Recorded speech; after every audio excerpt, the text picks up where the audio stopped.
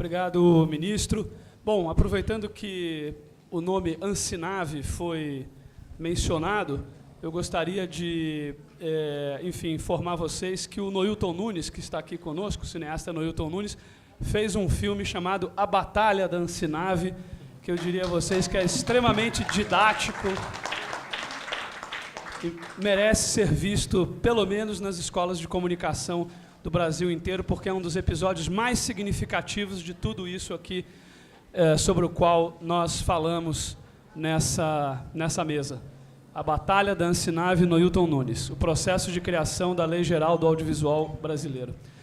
Bom, eu gostaria de passar a palavra agora ao professor Giuseppe Coco e depois, então, nós passaremos as perguntas e questões de vocês.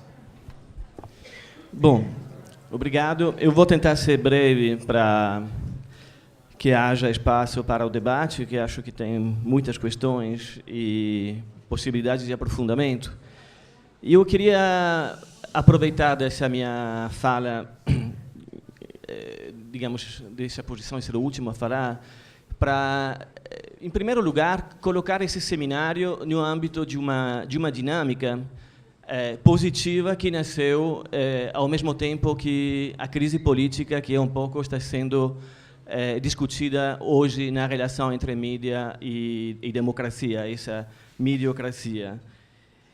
No meio da crise, uma rede chamada Universidade Nômade, ou seja, uma rede que é feita por universitários e não universitários e que reivindica, portanto, e pratica a quebra exatamente da separação entre a dinâmica elitista da produção do saber e o processo de constituição democrática do saber, tomar uma posição contra a crise, mas também apostando e apontando para o fato que não se tratava de negar a crise, mas, ao contrário, de tentar analisar o que era a dimensão dessa crise.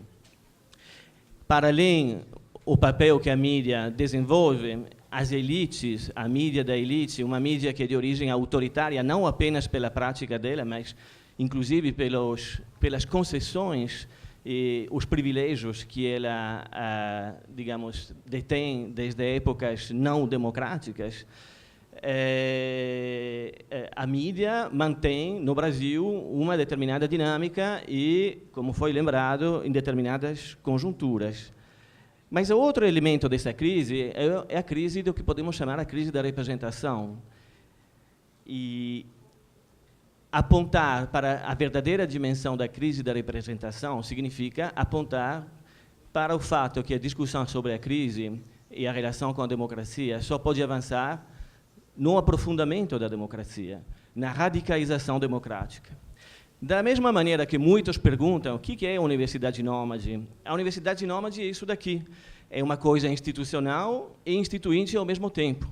Ela é da ECO, da diretora da ECO, dos professores da ECO que apoiaram esse evento, e da Universidade Nômade, que está dentro da própria UFRJ, que nem eu, mas que está fora da UFRJ, em outras universidades, nos pré-vestibulares, naqueles que não têm assento para estudar dentro das universidades públicas no Brasil, que não têm acesso democrático. A radicalização democrática também é isso daqui, ou seja, o fato que haja uma possibilidade de discutir, de aprofundar, de trabalhar no plano num plano pluralista e num plano de participação. Agora, então, esse evento ele se inscreve nessa dinâmica desse fórum pela radicalização democrática e contra a desestabilização do governo Lula, que se reuniu toda sexta-feira ao longo de meses e que agora está organizando, entre outras coisas, esse evento. Agora, eu falei que se trata de dizer que do que está se falando, que não se trata apenas da reprodução do papel da mídia e das falhas do governo, do PT, que eu acho corretas nas análises com relação à questão da comunicação, é que temos um problema de crise da representação, que não é uma especificidade brasileira, que não tem a ver com a trajetória nacional, mas que é uma dinâmica geral. Podemos lembrar alguns elementos disso, aliás, sendo que eu sou estrangeiro, é mais fácil para mim abrir numa perspectiva geral, mas podemos lembrar a eleição do presidente Chirac, por exemplo. A eleição do presidente Chirac ela foi realizada a partir do fato que, no segundo turno, das eleições presidenciais francesas, havia o candidato da extrema-direita fascista e xenófoba. Chirac tem 20% de legitimidade no primeiro turno. A primeira eleição do presidente Bush, que nasceu exatamente em torno de um problema de derrota numérica e de articulação pouco transparente com relação à composição do colégio que o elegeu. Vamos pegar também o que aconteceu na Europa, por exemplo, sempre na França, com relação ao referendo sobre a Constituição Europeia. A vitória do não à Constituição Europeia, na realidade, se dirigia não à questão a uma recusa da dinâmica da integração continental, mas a recusa ao programa e à pauta neoliberal que definia esse referendo. Vamos pegar as eleições no Irã, aquelas que agora estão determinando um outro foco de crise que vai atravessar o mundo como um todo. É evidente que o Irã, depois de um processo de democratização e de abertura, foi se fechando exatamente na resposta popular contra a agressão do império no país vizinho e a agressão anunciada no próprio Irã. Ou seja, nós temos uma estrutura eleitoral que está entrando em um verdadeiro caos. E vamos pegar o último exemplo, aquele do meu querido país, que é a Itália, onde o governo Prodi, se ele vai se fazer, né, porque ainda não se fez, ele vai se fazer graças ao voto dos italianos que moram em São Paulo e em Buenos Aires.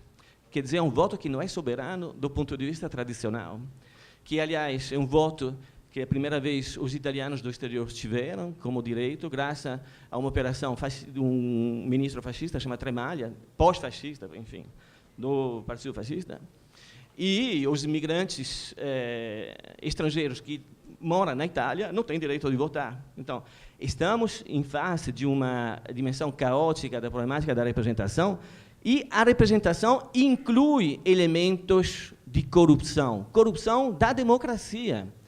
As ilações verdadeiras ou não da relação com o Caixa 2, com o financiamento, com o lobby, com as mil maneiras que nós temos, eles fazem parte do próprio processo de representação.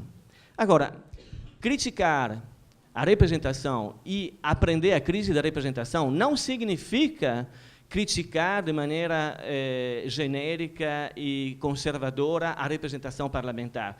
Mas significa ver o espaço enorme que temos em aberto de aprofundamento democrático do ponto de vista da atualização contínua, ou de entender como é possível atualizar a relação entre a representação parlamentar, inclusive, e o processo de legitimação, o processo de participação entre o que é instituído e saber que esse instituído não existe sem dinâmica instituinte. Agora, essa crise da representação, os problemas da representação, eles são históricos e são ligados ao próprio processo exatamente da eleição, da definição de quem são os representantes, os governantes que vão dizer aos governados como eles têm que agir. Então, a crítica da representação é uma crítica antiga. Tinha uma crítica tradicional, weberiana, da representação enquanto burocratização do próprio processo de organização dos partidos, e uma crítica de esquerda, democrática, que exatamente criticava o fato que, entre a lógica da organização dos representantes, a lógica do poder, e a representação funcional aos interesses populares, era sempre a primeira que tendia a se afirmar. Mas, hoje em dia, não é apenas esse elemento que entra em crise. É que a representação ela passava por momentos, e continua passando, por momentos de seleção, reduzindo exatamente a dinâmica da democracia como processo de participação e expressão dos muitos a um processo de unificação, de construção de uma ideia única de soberania. Era baseada fundamentalmente no processo que passava a partir de um corpo social que ia se hierarquizando na forma da soberania e na forma da unidade do Estado. E hoje em dia, vamos ficar no exemplo Prodi, a soberania é problemática. A soberania, hoje em dia, vamos voltar para as questões de Bolívia, Venezuela, Brasil. A soberania ela é uma condição problemática. ao contrário, o espaço de constituição de uma dinâmica continental, contrariamente ao que a elite continua dizendo, que tem conflitos entre Kirchner, Lula, agora que o Evo Morales ficou zangado com o Ike Batista, ninguém fala dele, não, fala sempre dessa empresa brasileira da siderurgia, ninguém fala exatamente do que tipo de empresariado isso representa, né? Que é grande empresariado, né? Porque é filho do Eliezer, não é? Então, aí tem várias outras coisas que a gente poderia conversar mais tarde, inclusive a venda da Brasif. Agora, com relação a isso, o problema é que hoje esse processo de unificação do ponto de vista dos sujeitos sociais não funciona mais, porque os sujeitos sociais tendem a ser fragmentados, múltiplos e dinâmicos. E, como acabamos de assistir, com relação à mídia, nós temos um processo totalitário, autoritário, ligado às especificidades do Brasil, mas também ligado ao fato que a mídia, em face dessa capacidade dos partidos e dos representantes de lidar com essa dinâmica de representação, a mídia tende a se substituir. E são enquetes de opinião, e são o uso próprio do conteúdo da mensagem, o uso dos canais. A mídia tende a se substituir. Não é por acaso que a Itália é o país do Berlusconi, a se substituir a opinião pública e a constituí-la. Então, do nosso ponto de vista, o problema exatamente da radicalização democrática tem que ser como entender exatamente uma nova forma de luta, de organização, capaz exatamente de se opor a essa nova forma do poder. Mas se opor no nível exatamente da subjetividade social, quer dizer, do trabalho, da organização social organizada por singularidades, que não é mais massificada dentro de grandes fábricas, mas que produz nos serviços da cidade, inclusive da maneira pela qual a mídia pode funcionar, quer dizer, usando as bacias de trabalho que estão na metrópole. Como é que podemos exatamente pensar um aprofundamento democrático capaz de se basear, de se fundar na mobilização dos muitos, sem que os muitos se reduzam ao um da representação da unidade do Estado ou ao falso da opinião pública usurpada pela mídia. Eu acho que nessa permanência do Lula, nesse quebra-cabeça que o Lula representa, monstruoso, como foi indicado nessa reunião que o Paulo Henrique Amorim teve com esses empresários e o nosso chefe lá do Ibope, essa permanência, essa mudança do eleitorado, essa relação de Lula com os pobres, que alguns intelectuais, sociólogos, os pianos chamam de novo tipo de populismo, na realidade é muito mais inovadora. É isso que é o quebra-cabeça. Eu acho que, efetivamente, Lula é muitos. Quer dizer, a capacidade de Lula é muito menos pelo projeto, é muito mais pela própria dinâmica. E, quando falo de Lula, falo de toda a dinâmica política que está por trás dele, inclusive que está sentada aqui, é exatamente não estou personalizando, estou falando de uma dinâmica que chegou lá. Esse é o quebra-cabeça, essa capacidade nas políticas sociais de inovar, mesmo sem um discurso adequado a essas. E essa é a grande novidade. Então, eu acho que já temos, não os elementos pavorosos dessa crise e do que está anunciado daqui até as eleições, elementos extremamente positivos de inovação democrática. Obrigado.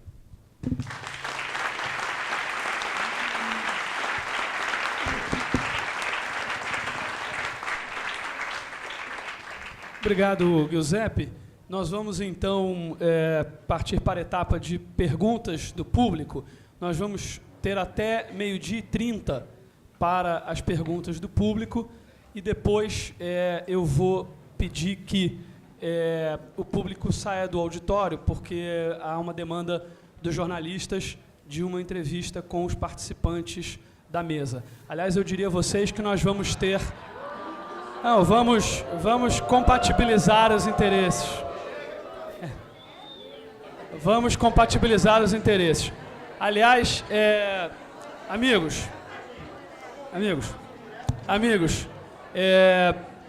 nós vamos ter inclusive,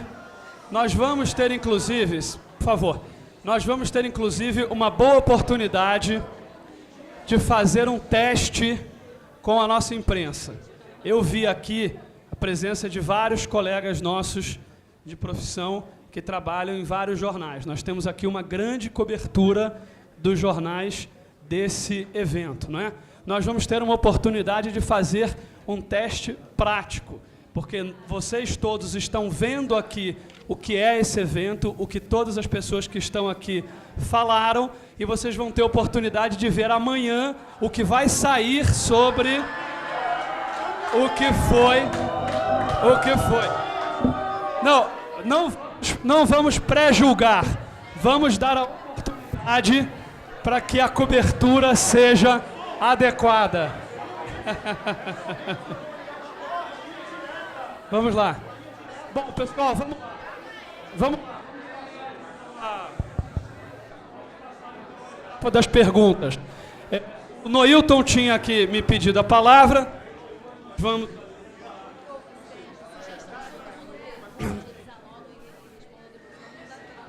Olha, dia o seguinte. Vamos fazer mais tempo.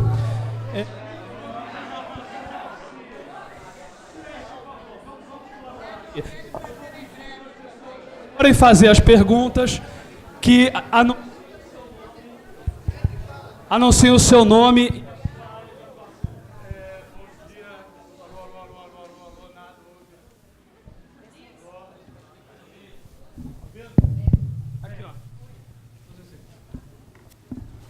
Bem, como nós estamos no auditório de maioria branca e a mesa é branca, eu sou branco e estou de camisa branca, vou fazer 2 perguntinhas de bate-pronto, porque a Copa do Mundo está chegando. A primeira é para o nosso amigo Sérgio, que é a seguinte, para ele entrar, matar no peito e mandar para as redes. Educação, todos nós aqui dizemos que é prioridade nacional. Compreendemos educação como educação, cultura, saúde, filosofia, tecnologia, etc. Pergunto para o Sérgio Sá. Por que o sinal da TV educativa Rede Brasil não é melhor do que o sinal da TV Globo? E para o Paulo Henrique, eu quero perguntar o seguinte. Todos os dias nós vemos nas nossas televisões abertas, principalmente, a invasão do espaço aéreo audiovisual nacional, tomado todos os dias de manhã, de tarde, de noite e de madrugada por filmes made in USA, principalmente subsidiados pela indústria bélica, em detrimento dos nossos curta-metragens, dos nossos documentários e dos nossos longas, que são considerados dos melhores do mundo. Pergunto para o Paulo Henrique, que, aliás, eu nunca ouvi ele falar sobre esse assunto, eu gosto muito das matérias que ele faz, mas eu nunca ouvi ele, nem a Ana Paula Padrão, nem o Boris Casoy, nem a Fátima Bernardes, tocar nesse detalhe. Por que isso vai continuar na TV digital, essa mesma mecânica montada no tempo da ditadura? Obrigado, Wilton.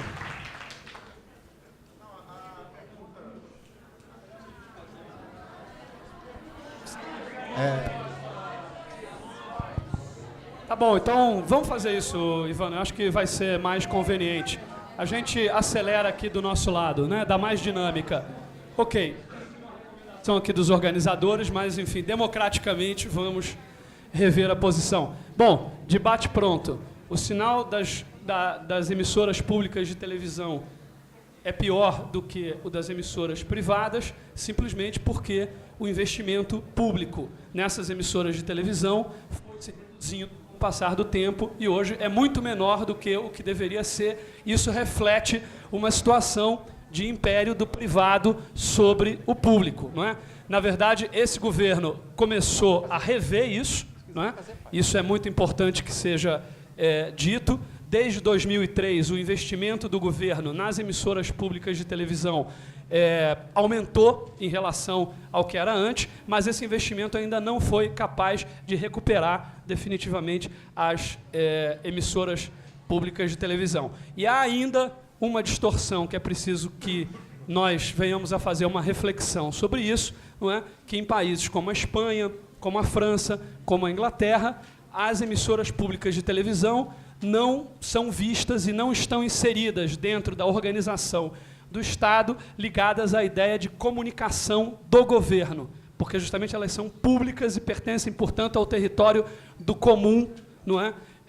E não se referem especificamente à comunicação governamental. Ainda no Brasil, as nossas emissoras, as que pertencem ao governo federal, estão ligadas a um órgão chamado Secretaria de Comunicação da Presidência da República. Isso é algo que não foi esse governo que instituiu, algo que já vem de antes, mas, de qualquer maneira, é uma reflexão que nós temos que fazer, se esse é o modelo mais adequado. Me parece que as melhores emissoras de televisão públicas do mundo, que são capazes, sim, de contribuir para a oxigenação da sociedade, a diversificação de fontes de informação, e que refletem essa ideia de comum, de público, e não exclusivamente de estatal. No mundo, os exemplos que nós temos são de emissoras que estão ligadas a uma instituição chamada Ministério da Cultura e não a uma instituição chamada Secretaria de Comunicação da Presidência da República. Então, esse é um debate, eu acho, que precisa ser feito e é um bom assunto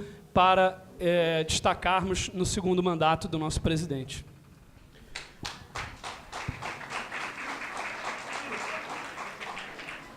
Bom, para responder à pergunta do Noilton, eu vou correr o risco de discordar do ministro José Dirceu e o risco de parecer o Juquinha, ou seja, que eu tenho uma ideia fixa. Mas não tem conteúdo próprio na televisão brasileira, seja filme, seja novela, seja jornalismo, por causa da Rede Globo de televisão. E vou explicar por quê. A Rede Globo pode entrar, ter uma posição de destaque no altar da produção de conteúdo nacional, porém a Rede Globo tem por características industriais, por políticas estratégicas consolidadas ao longo do regime militar e da assim chamada Nova República, como o doutor Tancredo batizou o regime que sucedeu o regime militar, ela conseguiu fazer coisas do seguinte tipo: ela matou o cabo no Brasil. O Brasil tem 1 milhão de pessoas que têm TV a cabo. Para a população brasileira, isso significa zero. Isso é igual a zero. Em outros mercados de televisão no mundo, por exemplo, nos Estados Unidos, 90% das pessoas veem TV aberta através do cabo. Por que a Globo matou o cabo? A Globo matou o cabo porque ela não queria canibalizar a rede comercial aberta, a Rede Globo. Não interessava ter a ela um conjunto de emissoras, de estações, de produto, de conteúdo, de filme, de novela, dramaturgia, e reportagens que pudessem acabar ou concorrer com a TV aberta, como, aliás, o cabo hoje concorre nos Estados Unidos com a TV aberta. Outra característica que a Globo conseguiu preservar ao longo do regime militar e que os governos civis que o sucederam não ousaram tocar, o governo Lula e os seus ministros da comunicação engavetaram uma lei de comunicação de massa que o governo Fernando Henrique também engavetou, que tinha sido preparada pelo então ministro Sérgio Mota, é fazer com que uma rede de televisão possa produzir 100% do seu conteúdo. Nos Estados Unidos, só recentemente, a legislação permitiu que as redes de televisão produzissem as suas próprias novelas, os seus próprios seriados, os seus próprios sitcoms. Quero lembrar que 50% dos empregos da cidade de Hollywood são empregos gerados pelos produtos feitos para televisão. Produção independente. E é por isso que não tem o que você gostaria que ter, apesar de a TV Globo estar ao lado de Deus Pai. Do lado direito de Deus Pai. Obrigado. Alô.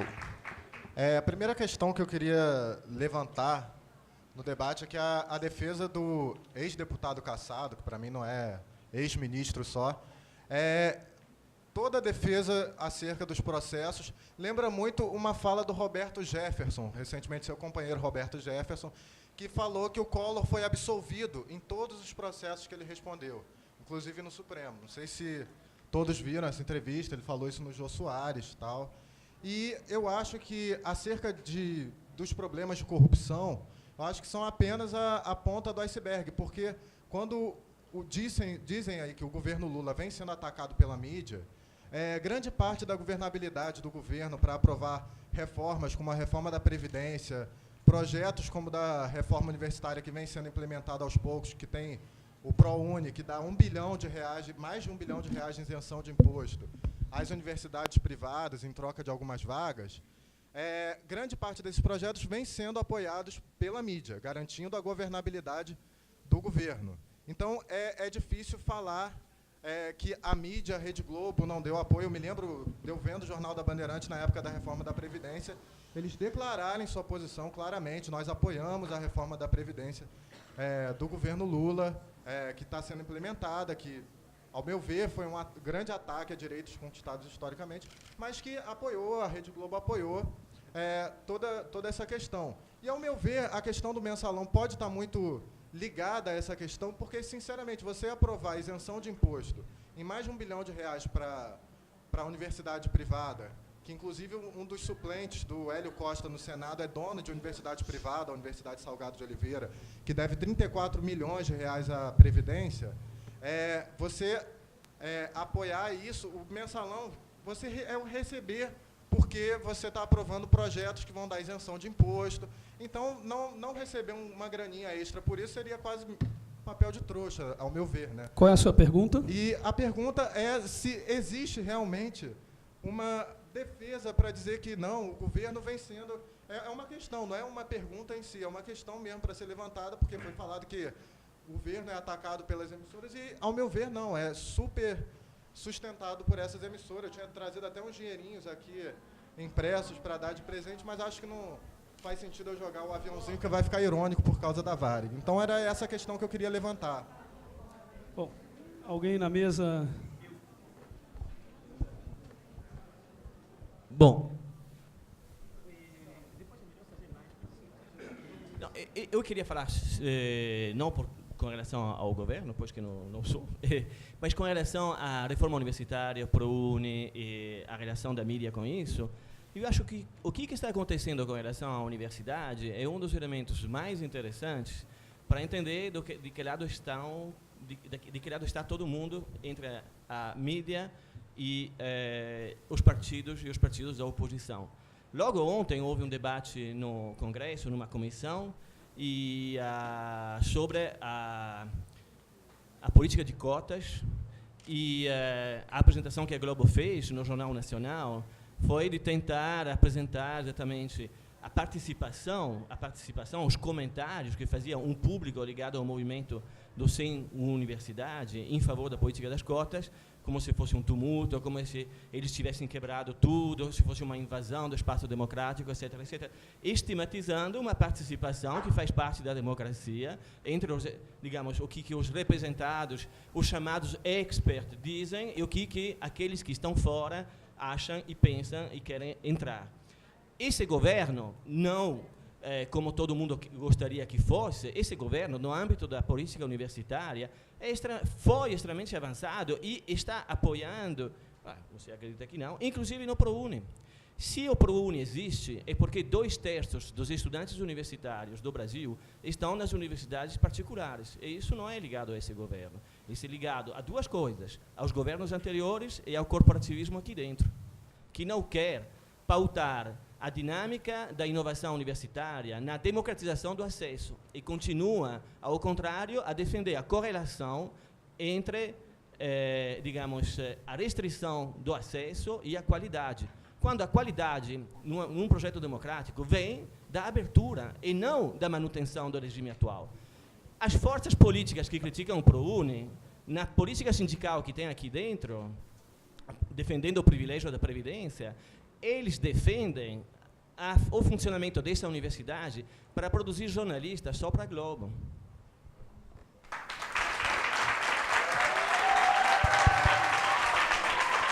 Bom, pessoal, vamos adiante aqui.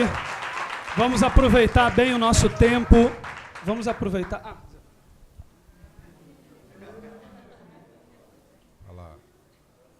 Eu tenho consciência que eu tenho que provar minha inocência, ainda que isso seja totalmente inconstitucional, porque todo mundo é inocente até prova em contrário. No meu caso, eu passei por um processo quase kafkiano. Em primeiro lugar, porque se inverteu.